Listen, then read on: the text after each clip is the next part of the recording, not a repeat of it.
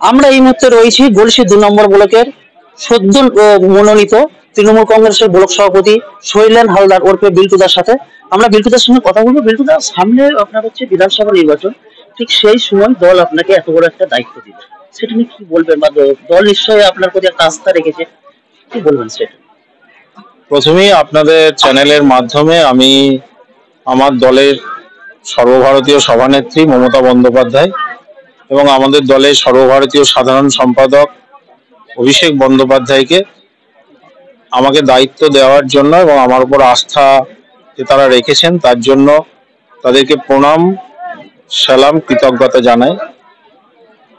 দেখুন, এরকম নয় যে এই প্রথম কোনো পদ নেত্রী বা আমাদের দল আমাকে দিয়েছে। এর আগেও বিভিন্ন সময় বিভিন্ন পদে আমি ছিলাম, আর দীর্ঘদিন রাজনীতি করার সুবাদে বিভিন্ন নির্বাচন খুব কাছ থেকে আমি করেছি।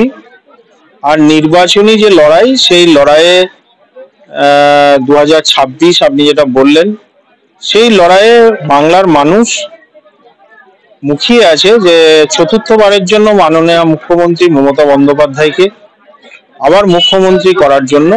আমরা তার সৈনিক, আমরা শুধু তিনি যে নির্দেশ দেবেন সেটুকু পালন করব। বাংলার মানুষ ঠিক করেই রেখেছে যে চতুর্থবারের জন্য আবার বাংলার মসনদে মুখ্যমন্ত্রী মমতা বন্দ্যোপাধ্যায় বসবেন। আচ্ছা, আর একটা প্রশ্ন আপনার কাছে। আমরা যেটা দেখেছি যে দীর্ঘদিন ধরে তৃণমূল কংগ্রেসের পুরনো যারা কর্মী আছে তারা অনেকটা দল থেকে পিছিয়ে পড়েছেন বা নিষ্ক্রিয় হয়ে বাড়িতে বসে আছেন, তাদের উদ্দেশ্যে কি বার্তা দেবেন? তাদের কি আবার আপনার দলে ফেরার জন্য কিছু ব্যবস্থা করবেন? দেখুন, নেত্রী সবসময় বলেন এবং আমাদের দলের সেনাপতি অভিষেক বন্দ্যোপাধ্যায়ও বলেন যে দল একটা বৃহৎ পরিবার। এই পরিবারে কেউ হয়তো আগে তারা ছিল, খুব সামনের সারিতে লড়াই করেছে, সংগ্রাম করেছে, দলকে প্রতিষ্ঠা করেছে। হয়তো এখন কোনো কারণে তারা একটু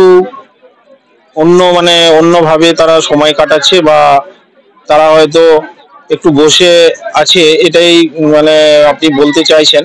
কিন্তু সার্বিকভাবে দীর্ঘদিন রাজনীতি করার সুবাদে আমি এটুকু বলতে পারি, আমি এই সদ্য একদিন হলো নির্বাচিত হয়েছি। আমি চেষ্টা করব পুরনো যারা আছে তাদের সকলের বাড়ি, আমার কাছে তাদেরকে আসার দরকার নেই। আমি তাদেরকে, বিভিন্ন জন আমাকে ফোন করেছে, আমি বলেছি যে আমার কাছে আসার প্রয়োজন নেই, আমি তো আপনাদের কাছে যাব এবং তাদের যে পুরনো দিনের সংগ্রাম লড়াই, তার ইতিহাস তারা জানে যে কিভাবে দলকে আরো শক্তিশালী করা যায়, তাদের অভিজ্ঞতাকে কাজে লাগিয়ে আর নবীন প্রবীণের সংমিশ্রণে দল যেভাবে নেত্রী অভিষেক বন্দ্যোপাধ্যায় চাইছেন সেভাবেই চলবে।